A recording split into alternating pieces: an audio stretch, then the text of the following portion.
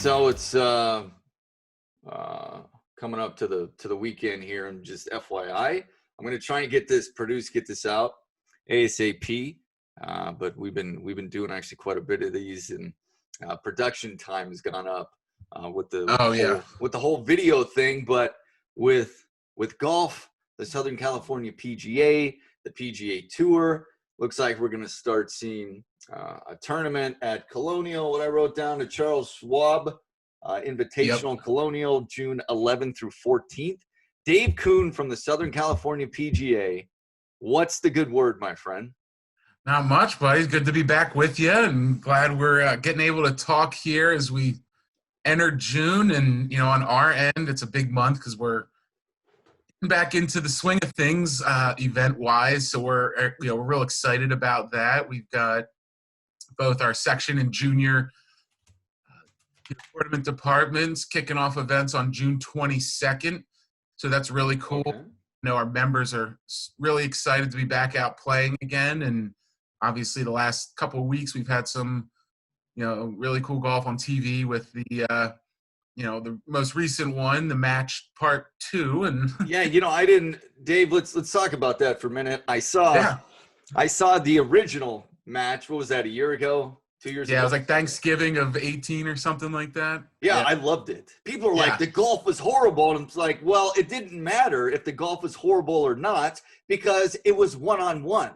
So it regardless of what you thought, was it entertaining? Yes, in my opinion. So that's just my thoughts. How was part 2 with Manning, Brady, that whole thing? Yeah, I agree. I mean, I've always been a big supporter of being able to connect with these professionals more and getting to hear them more, with what they talk about. And obviously the first one in Vegas, Tiger and Phil, that was really cool to experience, and just how they kind of went about it. I know, some people heard the comments. It was a little quieter than they wanted, but I enjoyed adding in Peyton and Tom Brady to this one was, I think, an added bonus, because like myself and you and, majority of Americans or people out there that golf, you got to see Brady look human, but at the same time having fun. And you got to, I was surprised at how well Peyton was as a player. He hit some amazing shots, and then you had, Phil and Tiger there coaching him up, and, getting. So what is this kind of legitimate question was Phil the only one playing that day that hasn't been linked somehow, allegedly, to performance-enhancing drugs? I think so. Yeah, I don't know. I think we'll never know what the TB12 method really is, but there's always, questions with all that. But it's working for him, and the guy's 43 years old, and by the way, I don't begrudge any athlete for doing what they need to do to succeed, because am I for it? No, I'm not. But if it's it's the highest level of competition, you're trying to make a boatload of money in a finite amount of time. Now for Tom Brady and Peyton Manning, Brady's probably going to play until he's like 50. So that's not a finite amount. It's like 30 years, right? Or whatever. Whatever. When he's 21, 22, now he's 43, right? So I don't begrudge them at all. The Lance Armstrong thing, I don't blame him for doing. Everyone else was doing it, right? Yeah, that documentary was wild. He was just a dick, and he ruined people's lives. So note to self, don't be a dick and ruin people's lives. Just go about your business and kind of shut up, I guess.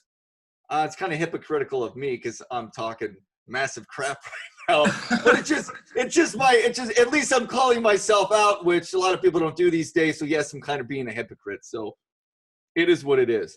No, what are your thoughts on that, Dave? I mean, you're a huge sports fan.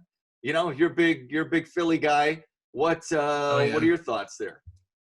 I think there's so many, like you said, you have that finite amount of time to go make as much money as you can. Obviously, you don't want to have these things come in that could affect a player getting hurt. Football, for example, when they're constantly hitting each other.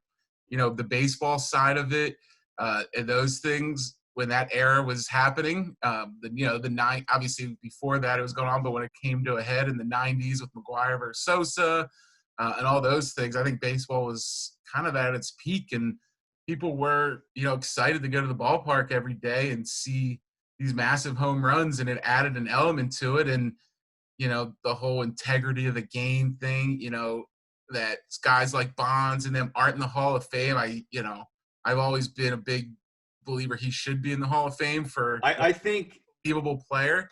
I think he would be if he wasn't such a jerk to the media, right? That, and he, proved to me that every pitcher he hit his home runs off of were clean.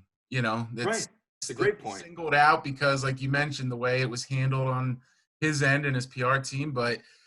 Yeah, it's interesting. I think it's a real interesting conversation because there are areas where someone juices up to hit a baseball. I think that, if everybody has that same opportunity, it could be added fun to the game. Let's talk about what that. And I'm not an expert. I'm not a doctor. Whatever. Yeah. Been around sports my entire life. Through college, seen some stuff. So. Yeah, let's talk about that for a minute. So when it comes down to it, you're taking a performance-enhancing drug, one, to get bigger, stronger, faster, but two, it's the confidence. And as an athlete, Dave, what do you need to have to be successful? Yep, you need to have confidence in yourself, and you need to have the opportunities to, showcase that. So this is more of a golf question about Tiger. Yep. The Tiger mystique going back to the 2000s. Like he was basically unbeatable on Sunday at a major, really any tournament on Sunday. It was tough to beat him.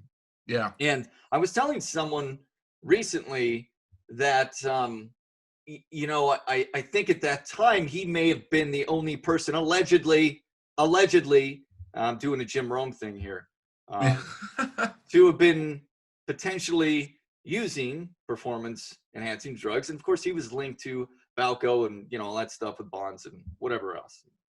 Argue whatever you want. But he was just dominating at that time, and now obviously he's older. That mystique is gone. But was that mystique the extra level of confidence he may or may not have had at his peak, but added to by PEDs? What are your thoughts?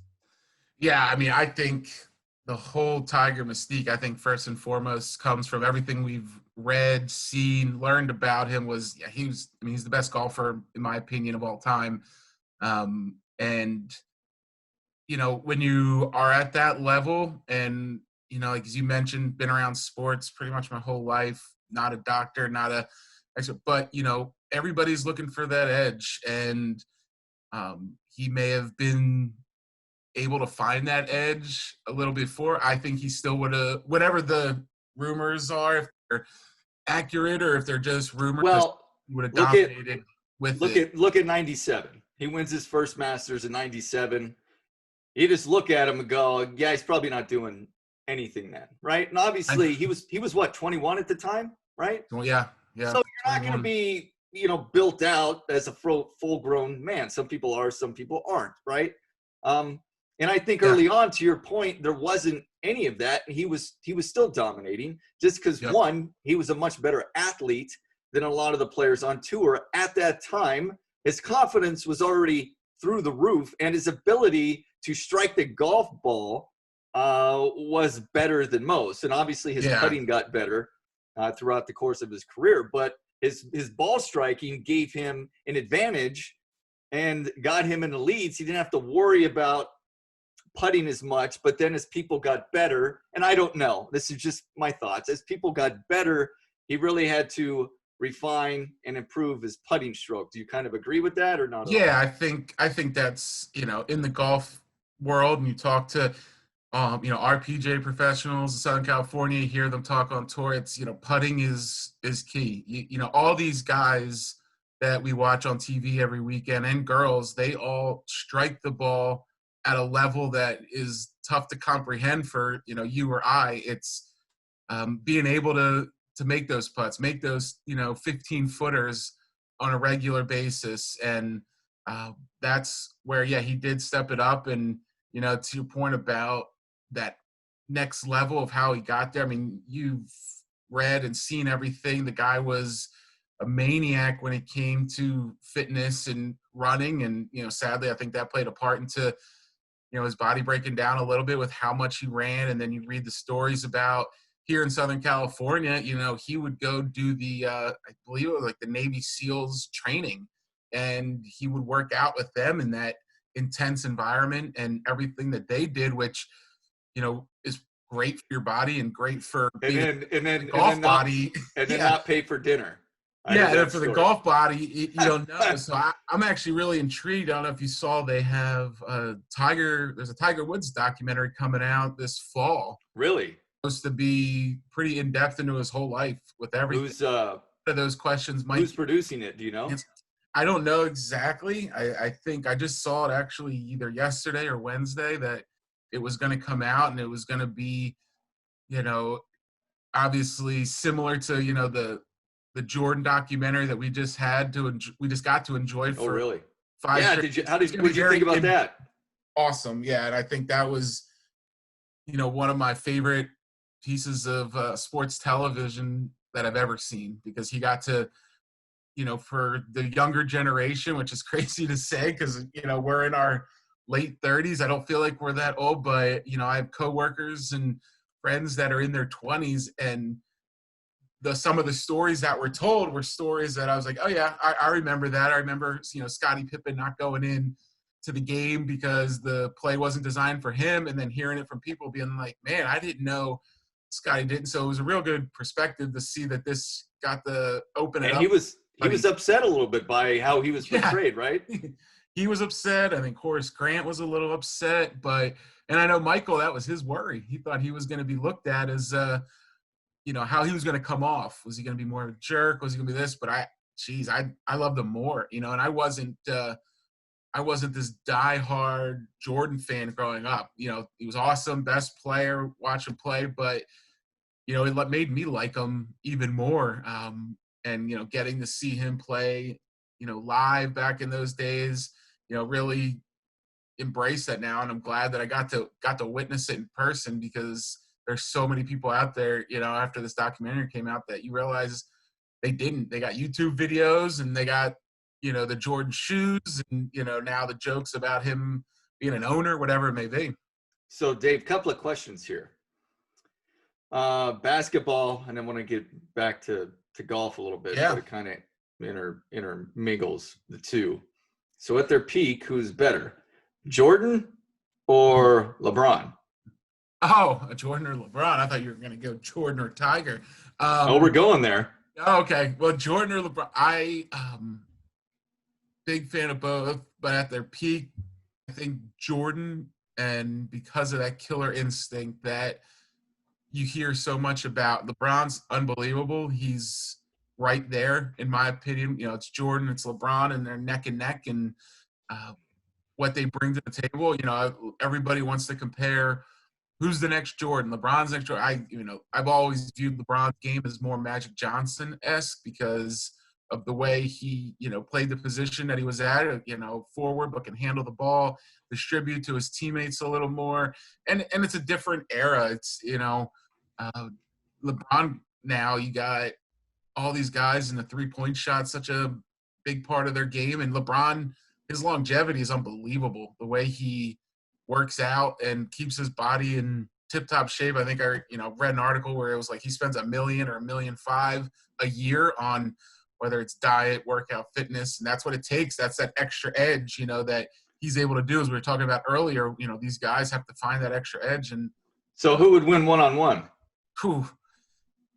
Oh man, the question everyone asks. I'm going to stick, as much as I have gone back and forth on it. There's times I've said LeBron, he's too big and stuff, but at their peak, I gotta say Jordan, that will to win is something that is tough to beat. And, I always bring up the question, and I'll be curious to you, if they were the same player on the court, obviously you don't change that, but if LeBron came in that era and he was the one with the shoes that revolutionized that aspect of the game, and Jordan was playing now, again, they're the same players that they are, would it be flip-flop? Would LeBron have that mystique about him and that the way he transformed the NBA because of that timing and bringing in It's a good question. a new level? Because that is a big part of Jordan. He made basketball shoes. I think I think yeah, probably. I mean, he's a freak. He's a freak of an athlete. Unbelievable. He's like a you ever watch his gazelle. football highlights? I haven't seen him. He would have been an all-pro wide receiver in the NFL if he chose to go that route. I mean, he was 6'8" and moved like he was 6'2". I mean, imagine Randy Moss with 30 pounds more of muscle or 40 pounds, whatever it is. And, yeah, it's pretty crazy. Him and, guys like Allen Iverson. I mean, you always hear that Iverson was a better football player than he was a basketball player as a quarterback. He was Mike Vick before there was Mike Vick in Virginia Beach growing up there. So it's crazy how talented these guys are all around. Okay, now you talk about LeBron, Jordan. Mm-hmm. Now throw Kobe into the mix. Oh, Jordan. I think Jordan. You mean Jordan or Kobe? Are you saying between those two? Yeah, all three. No, I think Kobe is an unbelievable player, but if you make, we're sitting here, or you're sitting with your friends and you're talking about top players, Kobe always is in the 8 to 10 range in my book, where Jordan is 1, and then LeBron is in that top 3 or 4 to me. But we're talking about one-on-one. So here's my thoughts, and I'm biased. Okay. I'm biased because I grew up rooting for the Lakers. Yep. And I think if Jordan and Kobe played 10 games, okay, Jordan would win 6. Okay, Kobe would win 4. Now I would flip-flop that with Kobe and LeBron. I think Kobe would beat LeBron 6 times, LeBron winning 4. That's just my thoughts. Whatever. Yeah. It's a stupid fan thing, but that's what we do. That's what's fun about it. Yeah, I mean, I grew up, growing up in Philadelphia. Kobe was everything you heard about in high school. Getting to see him in high school because he was a local legend. His dad played for the Sixers there. So yeah, he's been a part of the basketball world for me too since I was 13 or 14, and he was at that 16, 17 getting ready to make the jump to the NBA. And his work ethic, like Kobe's and LeBron's and those guys, was you hear the stories again, unmatched, and he kind of set the example for them. The 2008 Olympics you hear about all the time, where LeBron and Wade and Carmelo Anthony went there, and it was Kobe and seeing what he did as preparation that really propelled them to make that leap to be the next generation of stars, which they were. If you look from 09 to 14, those guys stepped their game up. Hey, Dave, I've got a little bit of an offbeat question here, but interesting nonetheless. So at their peak, who was better? LeBron, Jordan, Tiger, or Iron Man?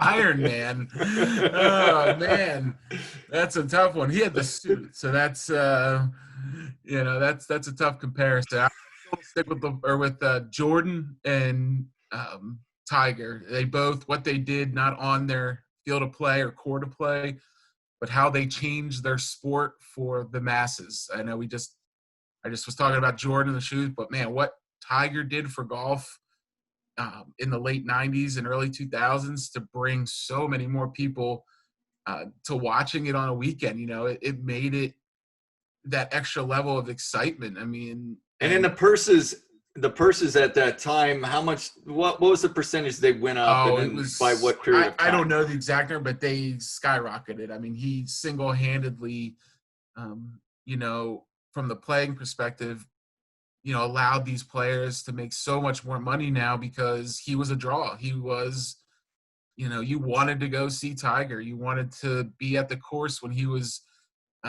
playing in an event, and that obviously brings on sponsors and brings on, more kids playing. And it's a crazy story for for everything he did in a good way, that he, elevated golf now. And obviously it's something that's near and dear to me working in the golf industry.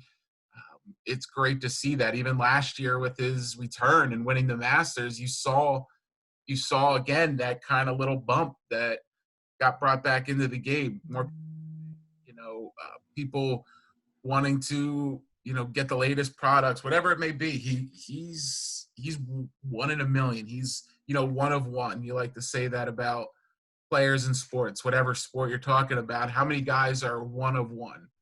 Okay. So who made a greater impact, Tiger, Jordan, or LeBron? Oh man, these are the tough ones today. Jordan, I think off the bat, because Jordan, for everything that Tiger did in the late 90s, 2000s, and continuing, and now LeBron, since he came on the scene from a off the field or court stuff, started with Jordan. He, he made it where the players were that marketable for themselves. He made it where they can, So I would argue worldwide. Dave, I would argue, because in the 80s, Jordan comes in 84, right? At the time, who had already brought the NBA back? Magic and Bird, right? You had Magic and Bird, but never to the level of what Jordan did. Okay? And off the court, it was different. Right. Yeah, he was the first African American athlete, black athlete to do those types of things, and that was awesome to see. Now, Magic, Bird, they had already done what they'd done to bring it. They already did what they did to bring it back. But Tiger, almost immediately, when he came on the scene, everyone's like, golf? The heck is golf? It's like a rich white man's game. You know what I mean? Oh, yeah. And now Tiger was able to bring in everybody. Yep. Everybody was somehow captivated by golf and wanted to watch it, for one, because a lot of people, they're like, golf is boring. I don't want to watch golf. I get nothing out of watching golf. We're like, we love watching golf. It's fun, right? Yep. But Tiger comes in, he gets people to watch the game and to go out and play the game. That's very true. Yeah, on the playing side of it, there have always been a lot of people playing basketball, whether it's competitively in a league or if it's just going, to the park and playing with your friends. But yeah, true. Tiger, he changed the game in that way. He brought so many more people into the fold because he was more relatable to a lot of people, across the world than, maybe some golfers before him, even though the greats that you had, the Nicklases, the Palmers, all them were unbelievable players. And Palmer was a different story about everything he did from a player marketing side. But yeah, Tiger, I would agree. He brought more people. Who brought in sport. Now to build on that, who brought in more ad revenue? And let's prorate it, right? Just different time periods. But who brought in more ad revenue to the television stations, the networks, I should say? Yeah. Man, I still have to go Jordan, because I think it was 82. It was either 81 or 82, even with all the when he won a national championship. No, when they won, when the NBA it had the Magic, Bird, and that was coming up and more people were watching. I still think it was in that time frame. I'm not 100% right, but that's when they stopped having recorded NBA Finals games. Up to so the 1980 NBA Finals. So Magic, they were recorded and then shown later, and that was you still had Bird, Magic, but that Jordan brought that to where I think everything was live. Prime time. Yep, prime time, getting on ABC or NBC, whatever it was at that time. To show it live and get more people doing it, and the ad revenue from that and the TV contracts that came in. And obviously it's a perfect storm. You had ESPN just starting up, and now you can see the highlights of what Jordan did the night before if you live in Florida, but he's playing in Chicago.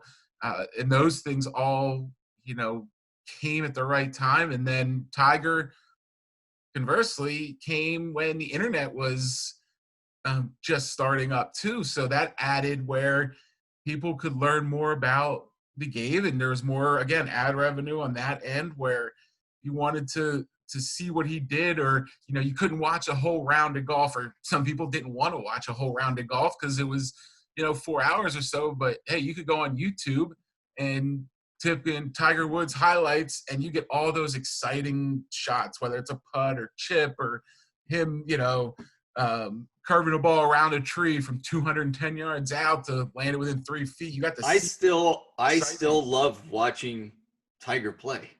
Yeah, I mean, I do too. But yeah, it's like, and Dave, you know what's crazy? Even if I want someone else to win, so say it's a local kid like a Ricky Fowler or whatever, someone else here from Southern California, a lot of them, and it's between those two, on the weekend or whatever, and I'm sitting there rooting for Ricky, but I'm like, why do I find myself still rooting for Tiger? Right? It's Tiger. Yeah, that was it 2 years ago in Atlanta, the FedEx final event there, just that sight to see him when he won that event, just to see him walking up the fairway with thousands of people trailing behind him. It was just like, man, he still has that draw and that appeal to so many different people. And that's what's great about his relationship with the game of golf, is that's stuff that we can carry over, that we can then. You know what's interesting, Dave, and I'm sorry to cut you off. No, you're good. I have a problem with doing that. So, Tiger and Phil, they both have had off the field, transgressions, if you will. I don't care. I don't care. Some people are like, he's the worst person ever. And I brought up earlier, Tiger didn't pay for the Navy SEALs when he went there to train for him because they all went out to dinner. So the story goes. I don't know. And some people don't like him because of that. And then, his black book and all the transgressions and whatever else. And I'm like, everybody's human. Do I condone any of that? What Phil's done with the gambling, whatever, the trading, insider trade, like, it's none of my business. No, at the end of the day, it's none of my business. I still like watching them play golf, right? Yep. So when it's Tiger and Phil, I remember texting my buddies, about a decade ago. It'd be like Tiger and Phil on a Sunday at a major. They're both in contention. I'm like, there's nothing better than this. There's nothing better. Well, there are a few things that are better. I think we can both agree on that. But as it pertains to sports, right, it's just so much fun. And you're like, well, who am I going to root for? I don't know who I'm going to root for. I just need to go how I'm feeling, right? Yeah, it's really special in that regard. Like you said, bring it up. And to your point, I don't want to, presume or judge anybody without walking in their shoes. If they're not, hurting people daily, in their actions. Everybody's got different backgrounds and different stories. And, yeah, what they bring to the game is unbelievable. And, that, it's kind of been, as all this has been going on with the golf, and we're excited it's coming back in 2 weeks or week and a half, or next week, I guess, actually. I'm waiting to hear that news. Like, I want that Ryder Cup to come back and be the Ryder Cup, because that is my favorite golf event that's out there. Is that supposed to be this year or is that next year? Yeah, it's scheduled for the last weekend in September, and U.S. is hosting this year up in Wisconsin. Oh, really? Great, which is awesome. But the big appeal to the Ryder Cup is the fans. That it's one of the rare golf events outside of the Waste Management Phoenix and some other ones where the fans are really engaged and boisterous. And I'm hoping that they that are able to have fans there, because it brings that level of excitement to it. And like I said, it's a team event, which is different for golf. And to see. So who's supposed to be on the team, right? Who qualified and enters, captain's picks type of thing. They still, I don't know how they're going to work that out with all these events being missed, but you're looking at, the Brooks Koepkas, the Dustin Johnsons, the Tiger Woods, the Ricky Fowler, I think Xander Schauffele, who's a local kid. Those guys are right up there in the mix of the automatic qualifying. And then, you'll have Yeah, Xander went to San Diego State, right? He grew up in San Diego, one of the many SoCal alums that are doing great on the tour. We're excited with golf coming back because you got him. You've got Matthew Wolf, who grew up here in Southern California, that won his first event last year at 20 years old, which is crazy. So he's just starting to making his mark. And same with Colin Morikawa, who grew up in La Cañada, and he won an event last year too. So it's great, to see alumni of our tour succeeding so early and often. Yeah, I really look forward to when everything's back to normal. I'm not buying into this new normal crap. That's just my perspective. Back to normal. Yep. Let's just get back after it. And obviously there's a lot of stuff going on right now. Hopefully we get through all that and we can rally as a nation and work together, love each other, and go have some fun, raise our families, do cool things together like going to golf events. Excited about PGA Tour coming back, but Dave, what's going on with the Southern California PGA? What do you guys got going? I saw there's an awards. You can submit special awards nomination. I already know that I've had 5,000 people submit my name. Awesome. So I'm working on that. Dave, I put you on that list of the fake 5,000 that I put in. I put Dave Kuhn. I didn't forge it. I just put together a list and I submitted it.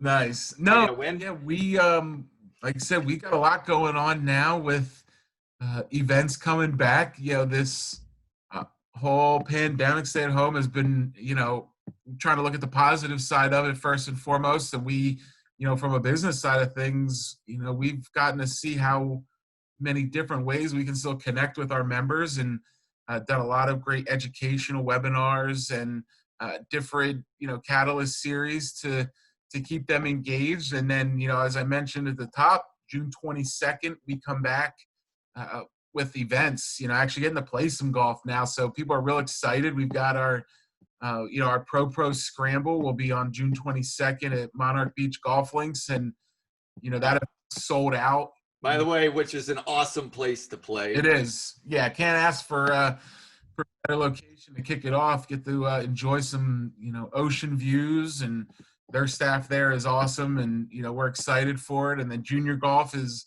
going to be kicking off that week too, with so many events because it's summertime, and in the summer we do a lot of great events. And then the next week back at it with another section event. So it's going to be there's going to be some different looks to it for the first couple for sure, for some safety reasons, and by overall we're what's going on with the COVID? I was at a golf course in North County, San Diego last weekend. It was fun as heck, man. But driving up and driving in, it was like, are we entering the Soviet Union? Like, what are we doing? Because there was this nice lady, very nice lady. She was like in a hazmat suit under a canopy.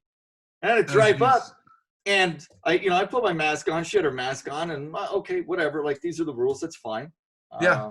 Because in Riverside County, we don't have to, although you do, just for the safety of others. But you go up there and it's like taking your temperature, and I'm like, oh, okay. We're outside, like we're playing, so that's a deal they got to go through. Is that the case everywhere right now? Like, what is that going to continue? I mean, there's people all over the country, like laying on top of each other, throwing bricks at each other, rocks, and fighting, all this stuff, and no one's talking about COVID. Yeah, no, we we'll from a SCPGA point of view, we do have some the safety guidelines coming back with when you're in the walking into the clubhouse area, things like that. We're going to have everyone be in mask, but once they're out playing, they're good to go. And we're we're asking everybody just to, be smart with it, wash your hands, sanitizer. If you're feeling, a little sick that day, whatever it may be, make the smart decision and stay home. But Stay the hell home.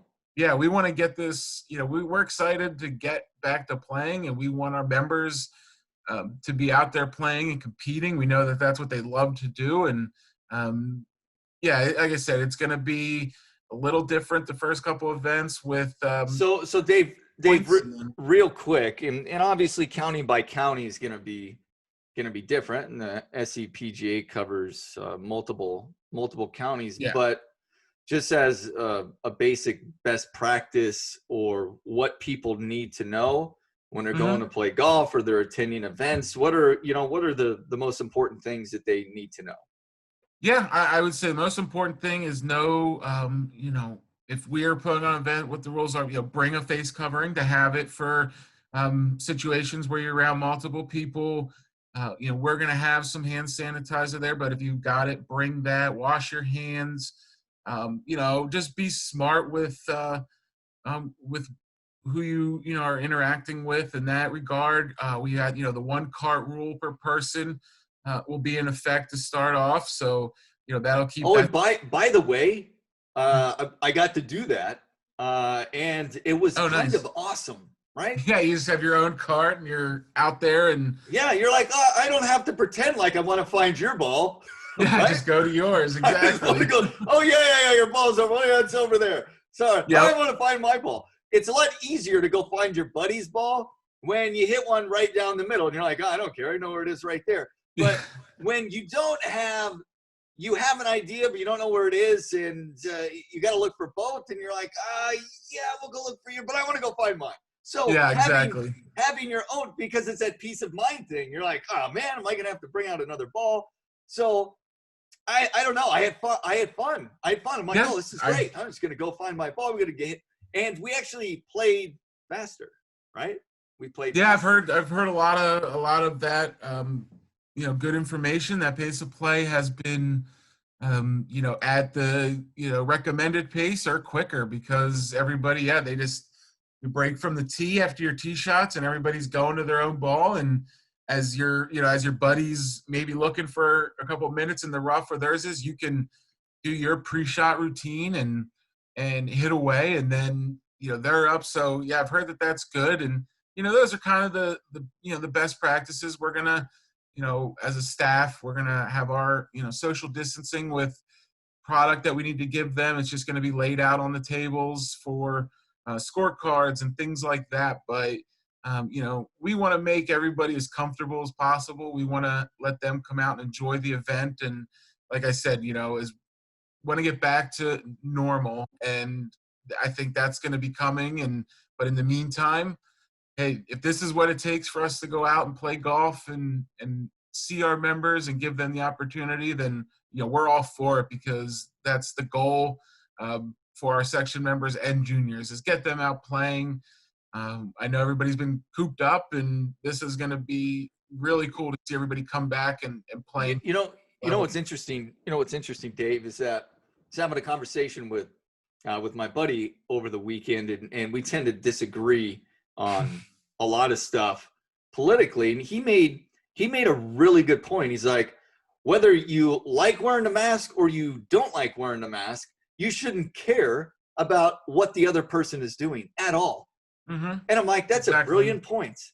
That's a brilliant point. It's your right what makes them safe to do what you want and what you think is right. And you really shouldn't care what other people are doing. Just let everyone kind of do their thing, right? Let everyone do their thing. But I would say this: comfortable and safe. You're going out, especially going to a golf course, like what Dave said. Make sure you have your mask. Who cares? Throw it in your bag. You have it in your car. Whatever. You probably already have it in your car anyway. Just keep it with you. And if you have a custom one, custom face covers, those are always fun. California Canopy has those to offer. I think, honestly, Dave, I think those things are going to be a big hit. Even after all of this stuff, people are going to use it as like a fashion statement. So whether you're at a stadium, professionally, college, high school, hey, we got it's a white out today, it's a blackout, we got a red out today, and everyone's got it on. It's a solidarity thing, which is what we need now in this country, because at the end of the day, we're all on the same team. We need to work together. We're all human beings. Just my thoughts, Dave. What do you think? Absolutely. And I think, like you said, you hit the nail right on the head with that. Who cares if people are comfortable wearing it for the next year? Great. They can wear a mask and have some fun with it. Like you said, if you got a custom one, you got a favorite team. I've seen some funny ones with different faces of other people or whatever, then, enjoy it. And, you're not hurting anybody by wearing it, even if it's not required. So it's going to be around for a little bit, and at least a little bit, if not longer. So, yeah. And if you got to drink your beer through a straw, who cares? As long as it's not a paper straw. As long as you don't get one of those creepy ones that I don't know if you've seen where it's got the mouth opening that you can eat with. They look weird. Oh, yeah. Oh, I saw one. Some guy cut. Yeah. Did you see that? Yeah. They had the creepy thing. And then the guy was like trying to put food in his mouth, and it just wasn't working. It looks like, awful. What the hell? He's still opening up his mouth. Stuff is still going in and going out. It's a good gimmick. No. So it's going to be fun. We're excited. We got 2 weeks, from Monday, because we're coming up, and just kind of hit the ground running. And like I said, we got the events, and then we'll get into, the fall is going to be here before we know it, which is crazy. And more events going on, and just keep it going. 2020 has been one for the record books as a year as a whole, and I'm just excited to, So would you say it's probably a good idea? You haven't played golf in a while. Maybe you've been out once or twice since the shutdown. Probably a good idea to go check in with your local PGA teaching professional. Maybe get a couple of lessons. You need a refresher. Your swing's out of whack. Or maybe you need a swing change. And if you've played long enough, you're going to have to go through at least one, if not multiple. So go see a PGA teaching professional, let them sort it out, and you'll be much better off. And golf lessons can be really, really, really inexpensive. So they're not always super expensive. Find a really good one, and there's a lot of them here in Southern California, and of course all over the country. So I encourage everyone, if you've never had a lesson and you're curious about getting a lesson, try it out. See what happens. Yeah, and we've got, it's a great point, and our PGA professionals are, everywhere in Southern California, and they're there, and they're eager to grow the game and bring it to new people who haven't gotten a lesson, as you mentioned. And the beauty of our world now with technology is maybe if you go for one lesson in person but you can't make it to another one, now you can connect and stay improving on your game through, technology. You can record your swing and send it to them. You can chat with them via Zoom or FaceTime, whatever it may be, about different things to make your game the best it can be. But go out there, go to our website, scpga.com, and it'll help you, look. And so Dave, people can go get lessons. What's the deal with getting lessons at the range type of thing? Face mask? Or does it depend? That's another thing that's just varying by county and each, individual's, preferences. But I know lessons are happening. The next stage that we're waiting for, I think, is group lessons. But right now you can get lessons and, get to the range, or even do a on-course lesson with them. I know those are a lot of fun, where you get to go play a hole or two and you get to learn the whole aspect. What are the best free ways to obtain more knowledge besides like webinars, other events online, and or maybe someone that's gonna be able to help you out, in person? What are some of the other free ways that maybe people can start with? What do you recommend? I mean, you kind of hit it. The free ways, online with YouTube and those things. You got a lot of great professionals that post their stuff on there.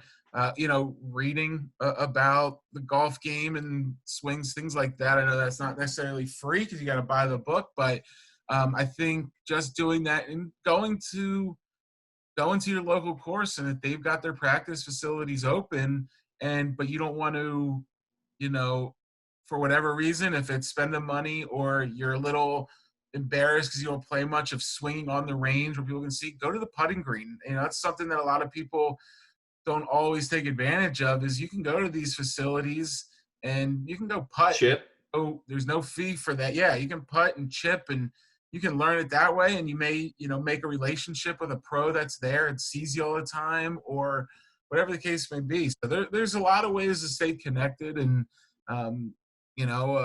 get that information that you're looking for.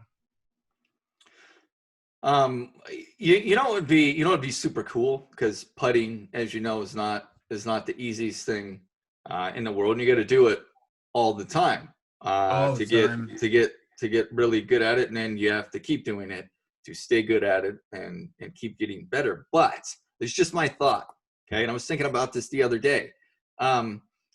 It would be cool if there was a putter that was like a cue stick, right? Because you're like eye level right there. You can see it. And if I could just shoot it like that, I think I'd be better off most of the time. Man, I think you'd have a lot of injuries there. People trying to get up and down. That would be funny to see. Well, again, those people don't have to use those. Exactly. Right. Yeah, there's that would be fun to watch. I don't know if we'll ever get to that point because you can't, laying on the surface and that type of stuff. But I think everybody wants to try the newest thing, especially when you see things like Happy Gilmore, and he had the hockey stick putter, and those type of things were always something that people look at and laugh and like, I wonder if I could do that. Yeah, as a PGA, are they ever going to change the rules about being quiet when they're hitting the ball? Again, to go back to Ryder Cup and the waste management event. Quiet. Yeah, I know. I wish it was a little more. Let's go. I want it loud. Let's go. I mean, the 16th hole at Waste Management in every year, the stadium course there where they have that par 3, and it's man, I've never been in person, but just seeing it on TV and hearing stories from people who have been there, it is quite the scene, and I love that, where it's they hit the ball and it's loud, and they boo you if you hit a bad tee shot, or they cheer you like crazy when you it's great hit a hole in one. So I'm personally, I'm a big believer in fan experience. Well, I mean, Dave, that way. You're a Philadelphia guy, and Philly fans are known for certain things. One of which, not being very complimentary to the opposing teams or players. Exactly. Dave, okay, what was your best heckle of all time being a Philly fan? Oh, man, I don't even, honestly, there's so many. No, it's not so many. I hate saying it because everybody be like, yeah, right, but I don't really heckle it that way. Like, I don't, I'm sure as a kid I did. I can't remember that, but now, going to the games the last, 15, 20 years, it's just, I've experienced it on both ends, because I've, growing up in Philadelphia, going to the games there, it's crazy, but, Philadelphia gets the rep from whatever reasons, from things in the 60s that you hear the narrative about on a 2-minute Sports Center thing, that it is whatever. But I've been to a lot of other stadiums, and I'll tell you, every fan base is like that pretty much. And I've learned to, not speak that way, because when I go to those other stadiums, just walking in an Eagles gear or Sixers, you're going to have that heat coming at you right away. So I've learned to just kind of be quiet and enjoy the game, cheer for my team. And but at this point, that's how I am. I can't heckle. I've never been I don't understand the booing. Like booing your own team, to me is just kind of stupid. Like, what are you doing? Boo! Like, it's just kind of. Gotta send a message sometimes. No. Yeah, I know, but that's what fans say, and I'm like, yeah, okay, the message. So the message out, in SoCal a lot of times is we're not buying tickets anymore. You know what I mean? Yeah. That's the message. Okay. And then also just being knowledgeable about your team. And this is just my opinion. You're probably going to disagree with me. You know about your team, there's not really a reason to boo. Like you kind of expect things on both sides. So you expect they're going to do well, and here's why. And if they're not going to do well, here's why. Like you already know. So the booing thing, I'm like, I don't know. Yeah, then, there's a lot of. And then going after the other players on the opposing teams, like I get it. I'm a fan. It's my right. Yes, it's your right, but you just kind of look like a jackass. And some of the players like it, like they really love it. It gets them going. It's just not my thing. Just my thoughts. No, doesn't make it right or wrong. I'm with you on that. Like I said, overall, it's go there, enjoy the game, cheer for it. I'm not gonna, as much as I know what's coming to these fans, you go to the Eagles game and you want to come in there and wear your other team's stuff. There are a lot of idiots, and when you combine idiots with alcohol, it can get a little crazy. And like I said, I've seen it. And don't get me wrong, it's not like I haven't said stuff, especially it's hey, it's third quarter, it's seventh inning. You're a little Harry Carried at that point, potentially. You may say stuff to, you know what? I don't even think it's to the players. It's to the opposing teams. Yeah, it's to the opposing team's fans. You didn't have to really grow up with that as much.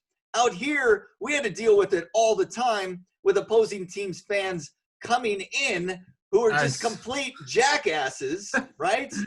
And that causes problems. And it's their right. It's their right to do that, and that's kind of part of the fun. And if San Diego teams ever had a winner, more people would be going. Oh man, I was gonna say it was one of the best experiences I had a couple years ago when the Eagles came to LA to play the Chargers when they just moved to the new soccer stadium that first year in 2000. I care less about the LA Chargers. I know, losers. It was 90. It was 90. Spanos. Hashtag Team Spanos created the coronavirus. That was an experience. I'm used to going and getting harassed as an away fan, but that was nice. It was like a home game in California. So that was fun for sure. That was good mob up. That's all you're going to see in a new Rams stadium with the Chargers. They're going to have a capacity crowd. Watch, Mr. Capacity, Mrs. Capacity, and their kids' capacity. Oh man, it's going to be that stadium is impressive. It was stupid, but I enjoyed it. It's going to be interesting to see how that thing fills up or doesn't fill up. Hopefully it doesn't for the Chargers, and I don't think it will. That's a whole nother deal. Whole other thing. Well, Dave, last couple of things here. What do people need to know about golf? What's coming up? What do you want to tell them? Yeah, I mean, get out there and play. Golf is one of the sports right now where, like you said, it's coming back on TV, so you'll be able to watch, enjoy it. It's a great game to play for the social distancing and all that.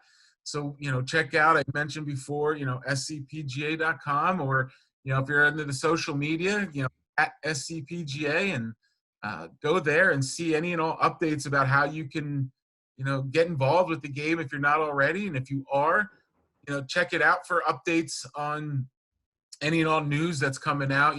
Our team has done a great job of keeping people in the loop of openings and new rules or whatever the case may be. So get out there and play, get out there and have some fun. It's California, the sun shines out, not as much today, but enjoy it. And I hope we're glad that we've got this relationship with you guys, and we're excited to get the California Canopy team out playing again soon. So that'll be next summer. Yeah. Okay, Dave, so I'm going to hold you to this. LeBron, Jordan, Tiger, or Iron Man in their prime. Who wins? Jordan. Going with Jordan. He'll find a way. He always finds a way. So that's he's got that killer instinct. So I'll stick with Jordan, and then Iron Man maybe a close second. That suit's got to be an advantage, right? So Jordan's beating Iron Man.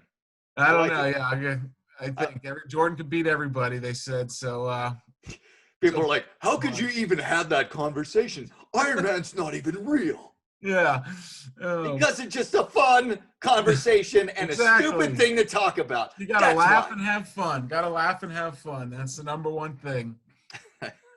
Well, Dave Kuhn, Southern California PGA, certainly appreciate the time today. Have Always. a wonderful day, and we'll touch base soon. Thanks, man. Thank you, sir. Have a good weekend. Will do.